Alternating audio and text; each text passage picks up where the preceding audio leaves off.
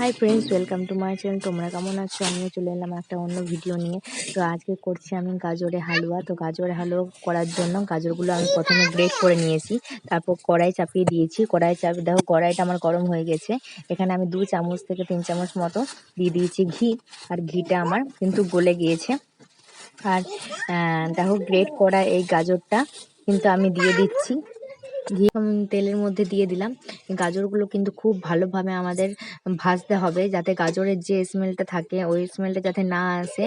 সেই জন্য দেখো গাজরটা ভালো করে না ভাজলে কিন্তু গাজরের যে গন্ধটা সেই গন্ধটা কিন্তু বেরিয়ে যায়।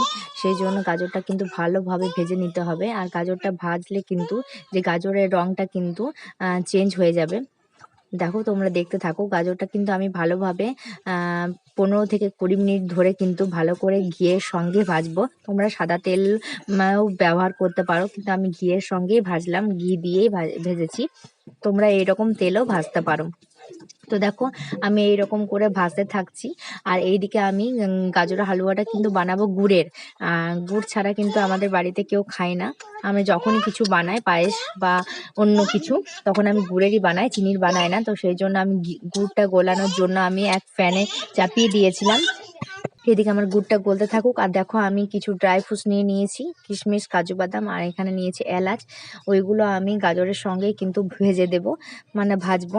তো দেখো আমি একে একে কিশমিশ, কাজু বাদাম আর এলাচটা একটু গুঁড়ো করে দিয়েছি, থেকালে দিয়েছি, একটু একটু হাতে করে ভেঙে নিলাম। আর এলাচগুলো দিয়ে দিলাম, কিশমিশ, কাজু বাদামগুলো তার সঙ্গে দিয়ে দিলাম। তোমরা অন্য ড্রাই ফ্রুট থাকলেও দিতে পারো, আনমোল্ড বাদাম থাকলেও দিয়ে দিতে পারো। আমি যেগুলো ছিল সেগুলো দিয়ে দিলাম। দেখো এই ড্রাই ফ্রুটসগুলো কিন্তু গাজরের সঙ্গে ভালোভাবে ভেজে নিতে হবে। তো আমি এইভাবে ভাজতে থাকছি। আর তোমাদের কার কার গাজরের হালুয়া খেতে ভালো লাগে অবশ্যই কমেন্ট করে কিন্তু জানাবে। আর এই শীতকালে কিন্তু সবারই বাড়িতেই গাজরের হালুয়া, বিভিন্ন রকমের পায়েস কিন্তু তৈরি হয়। আর সবার পছন্দ গাজরের হালুয়া। তো তোমরা অবশ্যই কমেন্ট করে জানাবে। আর কে কে দেখছো, কোথা থেকে দেখছো ভিডিওটা, আমাকে কমেন্ট করে কিন্তু এই ভিডিওটাতে জানাবে। ঠিক আছে? তো তোমরা দেখো, দেখতে থাকো। দেখো এইদিকে আমার গুড়টা কিন্তু পুরো ভালোভাবে গলে গেছে। আর গুড়টা কিন্তু আমি ভালোভাবে ছেঁকে নিচ্ছি। অনেক গুড়টা থেকে গলানোর পর কিন্তু অনেক নোংরা বেরোয়। সেই জন্য আমি গুড়টা ভালোভাবে ছেঁকে নিয়েই আমি কিন্তু হালুয়াটাতে দেব। সেই জন্য ভালোভাবে ছেঁকে নিচ্ছি। দেখো অনেক ছাকার পর অনেক নোংরা বেরোলো।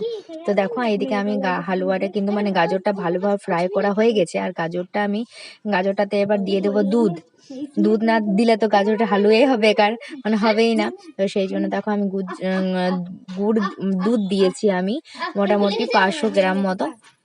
তো 500 গ্রামে আমার হয়ে যাবে, কিন্তু গাজর ছিল বেশি না, 250 মতো ছিল। সেই জন্য আমি দুধ দিয়েছি 500। তো দেখো আমি দুধটার সঙ্গে ভালোভাবে কিন্তু গাজরটা সিদ্ধ করতে দেব। ফুটবে, গাজরটা সিদ্ধ 10 থেকে 15 মিনিট মতো গাজরটা সিদ্ধ হয়ে যাবে। এমনিতে ভাজতে ভাজতে কিন্তু গাজরটা সিদ্ধ হয়ে গেছে অনেকটাই। তারপর দুধটার সঙ্গে কিন্তু ভালোভাবে সিদ্ধ হয়ে যাওয়ার পর কিন্তু তারপর আমি কিন্তু এই গাজরের হালুয়াটা এই যে হালুয়াটা বানালাম সেটা কিন্তু আমি ঠান্ডা করতে দেবো। দেখো গ্যাসের ফ্লেমটা কিন্তু আমি অফ করে দিলাম।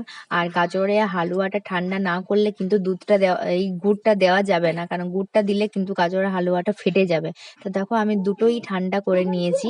আর এবার আমি কিন্তু গুড়টা গাজরের হালুয়াতে ভালোভাবে দিয়ে দিলাম। তো দেখো একবার নাড়িয়ে নেব ভালোভাবে। আর ঠান্ডা ফ্রিজের মধ্যে কিন্তু গাজরের হালুয়াটা রেখে দেবো। আর দেখবে ঠান্ডা ঠান্ডা খেতে কিন্তু গাজরের হালুয়াটা সবারই ভালো লাগে। মানে সব পায়েস জিনিস এইরকম ঠান্ডা ঠান্ডা খেতে কিন্তু খুবই ভালো লাগে। তো তোমাদের কার কার ভালো লাগে কমেন্ট করে কিন্তু অবশ্যই জানাবে। দেখো আমার কিন্তু রেডি হয়ে গেল এখানে গাজরের হালুয়া। তো আমি সবাইকে খেতে দিয়েছি, সেটা ভিডিওটা করা হয়নি, কিন্তু খুবই ভালো হয়েছিল খেতে। তোমরাও এইভাবে বাড়িতে অবশ্যই ট্রাই করে নিতে পারো গাজরের হালুয়া।